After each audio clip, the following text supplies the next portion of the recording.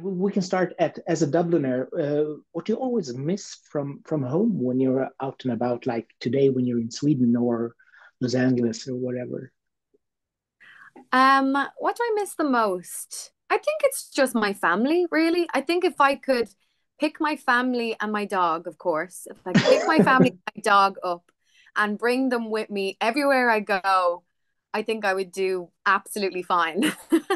I think my Nice. family, I definitely miss them the most when I go away. So you FaceTime them a lot, I guess. Yes, I actually FaceTimed my dad today I went to the ABBA Museum today, which was Ooh. amazing. So yeah, FaceTime is great to keep up to date and be able to see each other's faces and yeah, so that does the job. What did you think about the museum? Amazing. Amazing. Yeah. And it's so much bigger than I was expecting. It Like it is. kind of just keeps going on and on and on. Like it's amazing. Did you see the Arrival concert in London? Do you have a chance to No, see I that? didn't. I didn't. Actually, fun fact about me, I wasn't actually allowed to listen to ABBA growing up. Oh my gosh, why? I know. So basically, my mom used to have this neighbor that was like an ABBA, like obsessed and never stopped listening to ABBA. So my mom got so sick of it that we weren't allowed to listen to it. She used to be like, no, please just turn it off.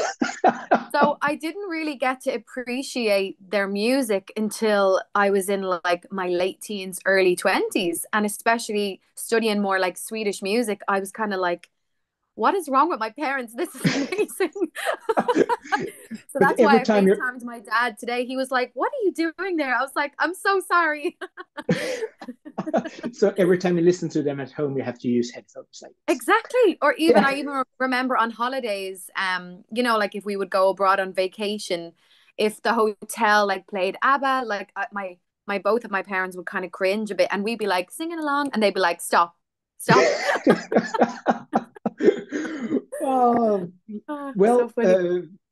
another artist that I think is very interesting is the Cranberries. I saw you made a great cover of Linger a few years Yeah. ago. How did you approach that song?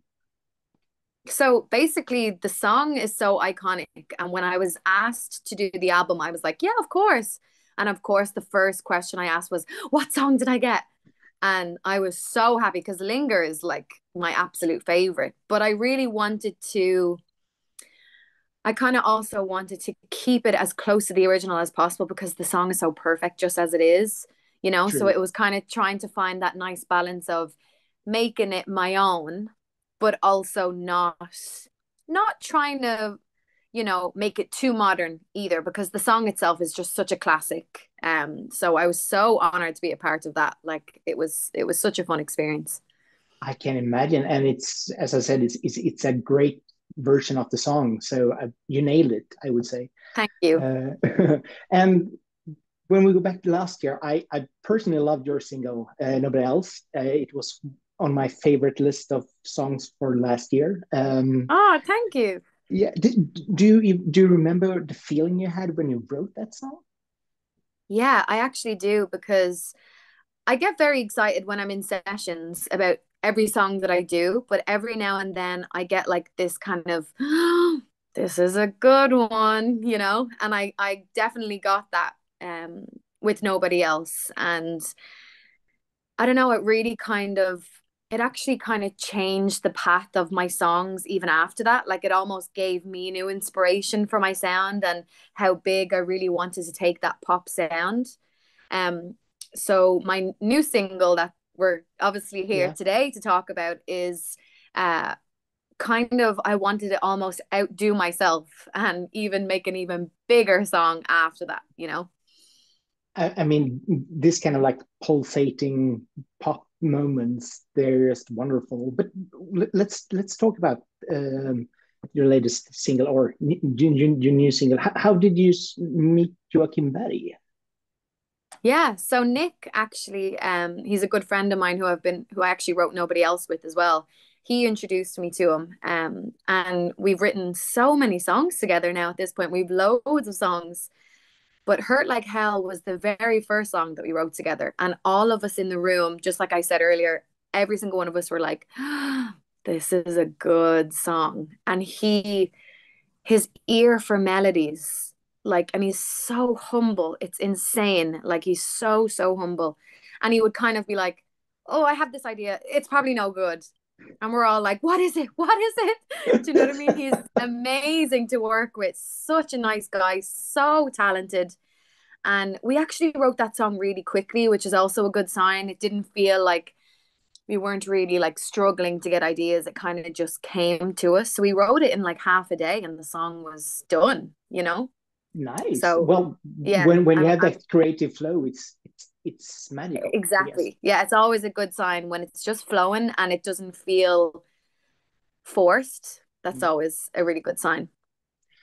I think it feels like a Swedish thing. I saw you met Max Martin Mm, basically a year ago today on yeah. Instagram, and he's also that kind of humble guy. And if Joachim Berg also had that vibe to it, I think it's maybe a Swedish thing. I don't know, but I think it is a Swedish thing because I have never met one rude Swedish person. Not one. Everybody is so lovely, very humble, very kind, extremely welcoming. And I mean, I've met a lot of different kind of people in the world, but everybody here is just so lovely and very humble. So I definitely think it's a Swedish thing. Definitely. to you, what would you say Hurts Like Hell is about? So I basically wanted to make like a breakup song, but I wanted to write it. Basically what I had in mind is imagine yourself, you've decided that's it. I've had enough of being mistreated. And this song is like the letter you left on the counter and you're gone. You know? That's Mhm. kind of what I had in mind. And I wanted to kind of imagine myself like if you think how many people in the world are going through heartbreak right now? Like what do I want them to hear? And it's kind of giving them that little bit of confidence, in that heartbreak that they're going through. So that's kind of the goal that I was trying to get with the song. So it is a heartbreak song, but it's still kind of like strong and empowering at the same time. It's uh, like you want to dance and still you want to cry a little bit, and then you just feel, All of the above. yeah, I Yes. own the world. I Sing, own this. I own cry, myself. dance. Yeah, exactly. All of the above. Yeah. Drive your car, fire it up super loud. Yes, that's the goal. Wonderful. What do you look forward to during the year? I know you have a next single, "See You There," later this spring, but Yes. what more can we expect from you during the year that you can tell and know about?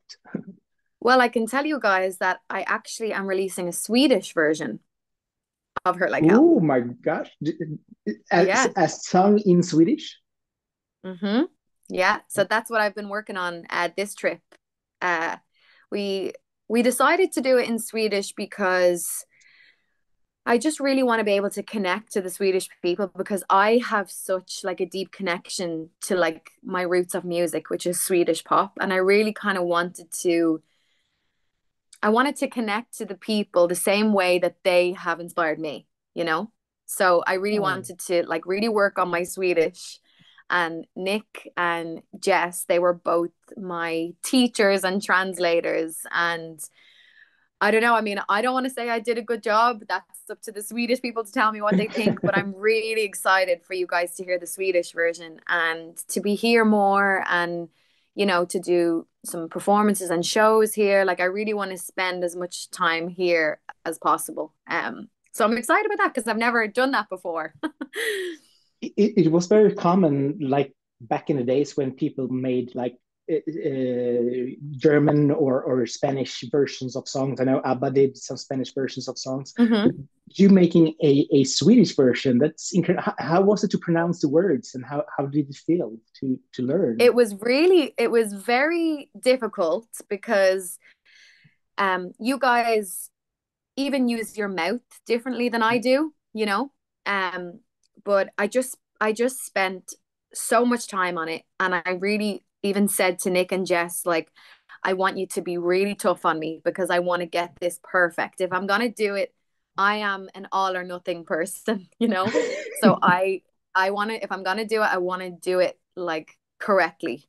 Um, and we spent an entire day. And by the end of it, they were like, "Oh my God, you sound Swedish." And any of my friends that I've played it for, they're like, "Oh my God, you really sound Swedish." So I think the hard work has paid off.